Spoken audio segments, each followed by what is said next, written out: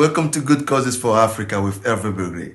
Today, Good Causes for Africa has the honor to present to you an incredible artist, Chaz. It's my pleasure to have you today on Good Causes for Africa. It's good to, welcome. Good to be here. I heard a lot about you and see your art, see everything you are doing. So I'd like to know a little bit about your biography. I've been painting now for maybe 25 years now. Started in New York City in, let's see, 86. Okay.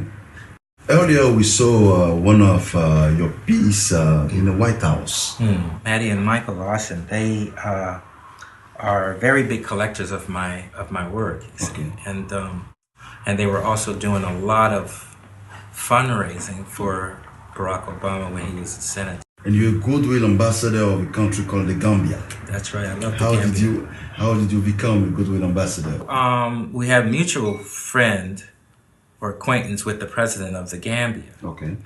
And I had no idea. I totally had forgotten the fact that Alex Haley had done all of his research in the Kinteh, the roots in the Gambia. Okay.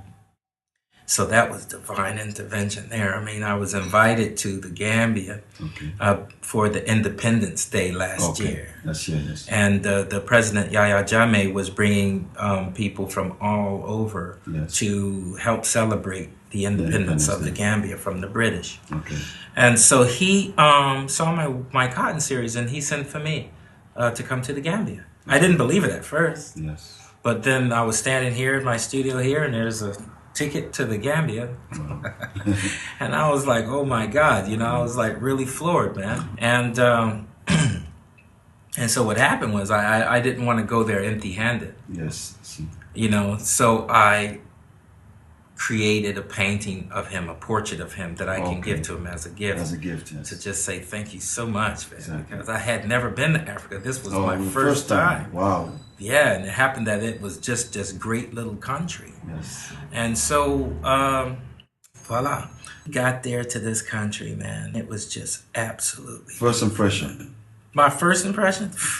Brother, I can't even tell you my first impression. It was just like, I want you to imagine. I'm sorry I can't speak to the people about it, but I can try to invite you. And so, there I am in the Gambia. That was the first time. The first of 3 times. And when was it? February, okay. Last year, 2010. Yes. I was visiting schools. Okay. Seeing, you know, the country, everything, yes. Just experiencing it. And they took me over to Juffuri, where Alex Haley did his research and found his family. Okay. Kinteh. Yes, so I went over to, you know, this island. The island, yes. Village of Juffuri. Okay. And then I went over to, took a little boat ride, which was about 10 minutes or so. Okay. In a small boat. Yes, a small boat, yes. And you know, going over there, you see, I had the painting. I took one of my paintings. Yes, there. with you, yes. Yeah. And the butterfly was following me on the boat. Oh. Just next to me, just here. It was really unbelievable. Because sometimes in our lives, when we feel the power of God working through us, we're out of ourselves. Okay. We step out of ourselves, and it's not about us. Yes. And that's exactly how I felt when I went. They took me in this dungeon. I said, I've got to do something. You know, I've got to change something. And how did you feel when you suggested to the president to change the name of the island? I was, like I said, I was outside of myself. I felt like new. Perhaps that's what that butterfly was totally signifying. Exactly, yes. Because I was like, I don't know who Chaz is. Because I came out the dungeon place. I walked up the stairs, the little rocky stairs, and I said, this is no longer James Island. This will be Kinteh Island. Okay. And the thing that was puzzling to me is that didn't cross the minds of the people living in Juffuri or whatever. Maybe they just felt they didn't have the power.